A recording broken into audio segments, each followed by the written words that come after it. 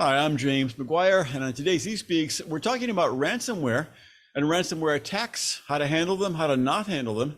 And what about ransomware insurance? What's the deal with that? To discuss all that, I'm joined by a major industry expert. With me is Richard Rogerson, Chief Executive Officer of Packetlabs. Richard, very good to have you with us today. Thanks for having me. Really appreciate the opportunity. Sure. So I know a lot of people know what Packetlabs does. Can you explain to us what does your company do briefly? Sure. I head up a company called Packetlabs, and what we do is we deliver on penetration testing. And what that is we get hired by companies to attempt to break into them and understand where they're weak. So what we'll do is we'll actually launch cyber attacks against the companies who hire us to help outline where they're weak and what vulnerabilities are in their networks, and of course the priority which they should remediate them. Mhm. That's really interesting. I'm sure obviously there's a huge market for that. And I thought it was interesting when you and I talked before, you talk about hiring personnel and you put them through quite a rigorous hiring process. Can you talk a little about that and why that's important?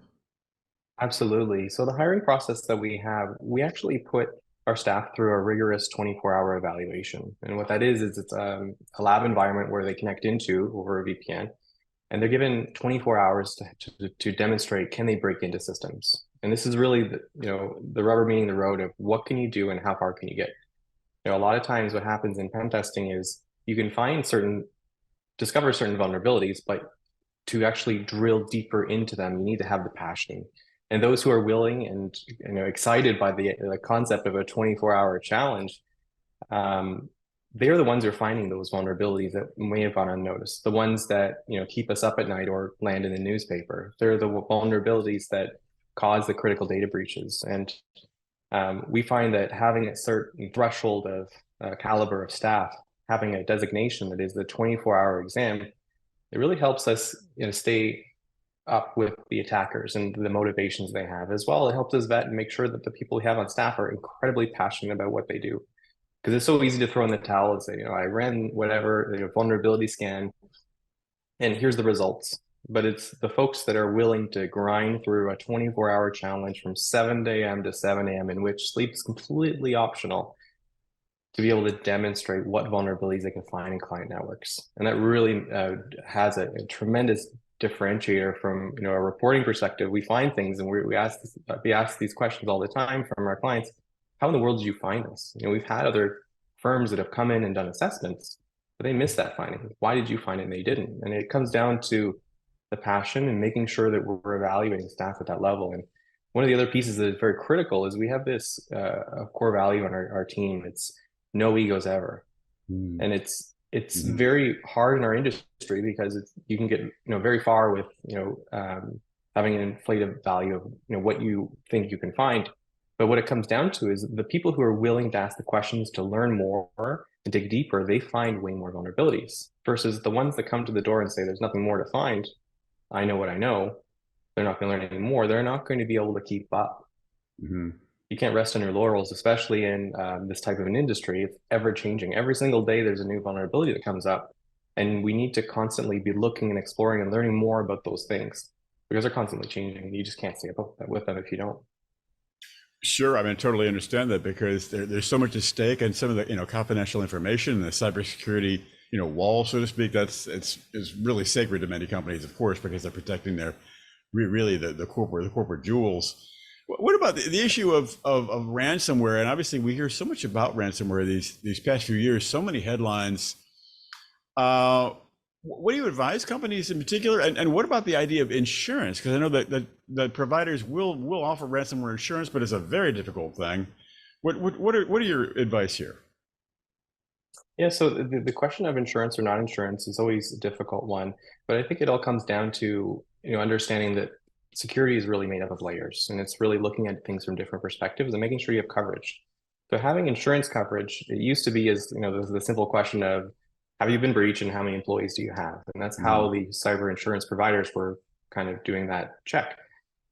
Well, now it's a 5-page double-sided question and answer, multiple choice, and it just keeps going. There's a lot of controls they're looking at. And the problem with it is that in cyber, they don't have actuarial data as if they were an auto insurance. In the auto insurance industry, they know a Honda Civic will get a collision, a certain amount of frequency, the passengers will have a certain frequency They of have injury and all these things. decades of data on some of that stuff. Absolutely. Sure. Yeah. Absolutely. Whereas in cyber, it was almost like they were writing the blank check. How many employees do you have and have you ever been breached?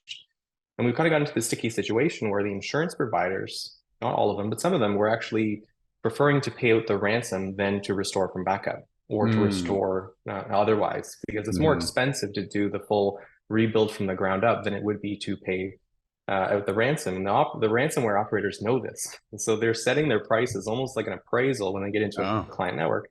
wow. This is how much it's worth to restore versus this is how much we can get off this particular Mm. individual. Hmm. So they kind of do that check. And the insurance providers, they used to do that check to say what's more affordable. Are we going to pay out the ransom or are we going to pay to restore?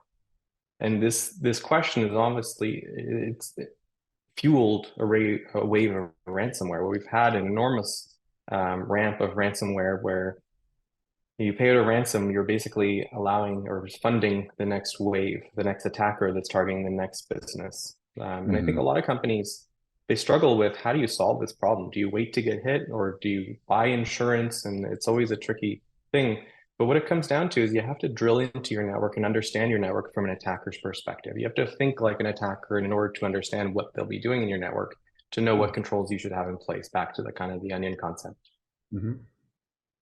What about you also mentioned something about sometimes the attackers themselves will threaten to tell the SEC about a breach, and it's really a very exploitive, very cynical strategy. But what are the details on that one? Yeah, so basically there's been some evolution over the last little while where, there used to be this concept of to pay the ransom or to not. Now the FBI has come out and said, don't pay the ransom. And if you do, let us know. Now this keeps going, and the ransomware operators are saying, well, if I don't have a guaranteed payout, how can I ensure that they're going to pay? Well, now they're getting to the next level of extortion. Hmm. In the initial stages, what they were doing is they would get into a client network and they would say, these are your crown jewels. So they send them back to the company that was compromised and say, I have a copy of this. I'm going to leak it on the web. And you get the timer that ticks down that really induces stress and anxiety and a whole bunch of other things. Right. Um, Now, if that doesn't work, the other angle is now the SEC has imposed this mandatory breach obligation. So within a short period of time, you have to notify the SEC that a breach has occurred. And if you don't do it, well, obviously it opens the window for the attackers. And what we've seen recently in the news is the attackers have actually filed a submission to the SEC, notifying them of a data breach, sharing the breached client's information, and triggering the process for the SEC to do the investigation. And that comes with fines of its own. So they're almost playing this game of, cat and mouse, Mm. what are the things that I can do to get money out of you? And there's obviously different approaches they can take, and this is just one of them. That is nasty business, no doubt. We need to protect ourselves from those folks, no doubt about it. Well, all right. So regarding ransomware, Packetlabs does offer a ransomware protection product, right? How does that serve customers? Really, yeah, absolutely. So what we offer is called a ransomware pen test. And what that is we'll actually trying to break into the client network who hires us, not just random on the internet. And once we get into that client, we're going to then follow the same steps that a ransomware operator would follow. So it's not to say that we would go in and encrypt the client's network. That's not the case. But what we want to do is demonstrate phishing email into the company, getting onto a end user device, laptop, workstation, server, what have you. And then how do you move laterally to the other systems to get to what we would call the crown jewels?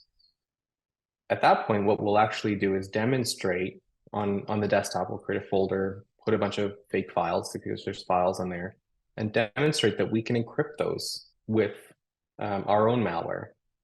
So the purpose of this is to demonstrate that we're hooking an encryption routine to encrypt the drive or the folder. The antivirus itself, the actual controls that are on that server should be catching some of those things. So what we're doing along the way is we're trying to trip all of the little alarm bells along the way to get to the final trigger where you would pull and deploy ransomware. And what we're doing is we're showing them all of the different opportunities that they could have detected us. Moreover, we're actually drilling in to say, these are the different types of ransomware and how they move laterally throughout your network and the different tactics they would employ. How do you measure up against those? Do you have the right controls? Are there gaps? What are Mhm. the things that you should be considering? Because a lot of IT professionals and security professionals, they love tools, and we deploy all these tools, and they're great, and they have their purpose.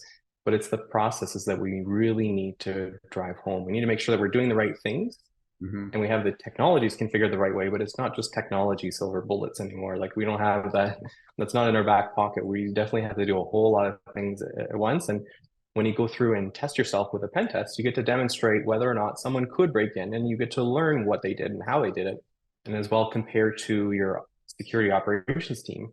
What should we have seen that would have detected this type of a breach? What were the Hmm. alarm bells along the way that should have been triggered? And Hmm. how quick was our response? And that definitely helps the client understand how vulnerable are we to an attack? What is the impact of a breach? And what should we be doing in the next couple of years to really shore up on our defenses? Hmm. Well, so that really means that when you start to work with a client, they may be pretty surprised because you, in essence, are saying, "Here's how an anonymous hacker could get into your network, could penetrate your perimeter." So I would imagine some of the clients are pretty surprised. Oh, we had no idea we were that vulnerable to attack. Absolutely. And we've had several clients that we've been in their networks for weeks before they've detected us. And then we have it where we'll actually escalate our actions to make it so we get noisy enough to get caught. And then what we'll do is we'll share backwards all of the things that we did, and as well the detection opportunities that they would have had to be able to catch us much quicker.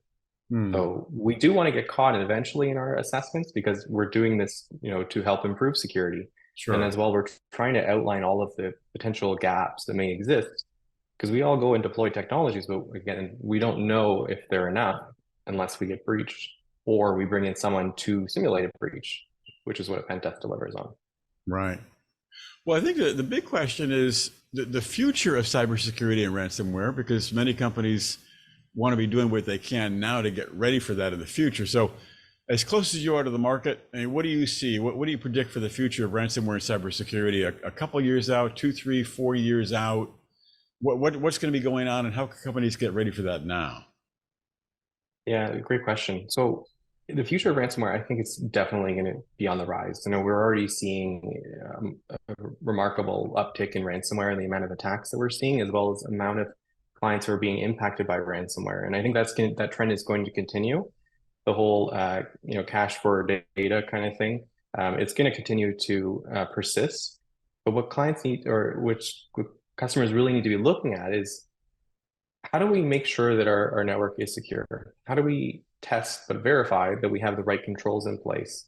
And a lot of that comes down to, going through a simulated exercise to understand what you would do in a breach. Sometimes it ends up being a tabletop exercise. Sometimes it ends up being like a red team style exercise to demonstrate hands on keyboard. How far could you get? Could you get to the crown jewels? How would that happen? What should we have done? Answering a lot of those questions. And I think that's going to continue to build.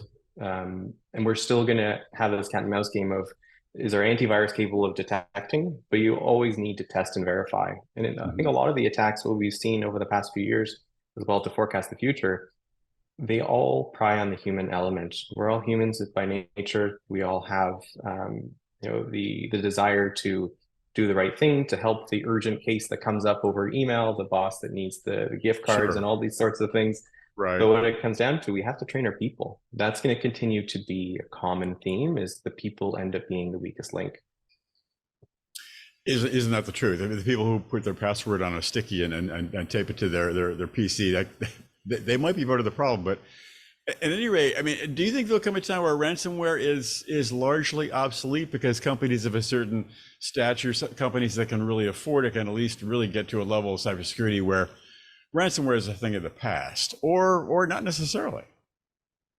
I don't know. Like I kind of look at some of the data breaches that we've seen. If you look back at MGM has a tremendous security budget, and they were breached through someone calling into the call center. So it comes Mm, down to the human element. Like you have a number of security controls, but if you're not testing and verifying and having all of these other processes in place, it's very easy to continue to have those mistakes happen. Even with the most secure companies, the human element is still there. mhm. One of the operators called Lapsus, what they were doing is actually offering a significant bounty to anybody who would give them keys to the kingdom, right? Like if anybody Mm, can give them VPN access or credentials into a network, pay to play. You think about, the opportunities they may have there. Well, here's 10, 20, $30,000 if you just give me your password. Right. Who knows how you got it?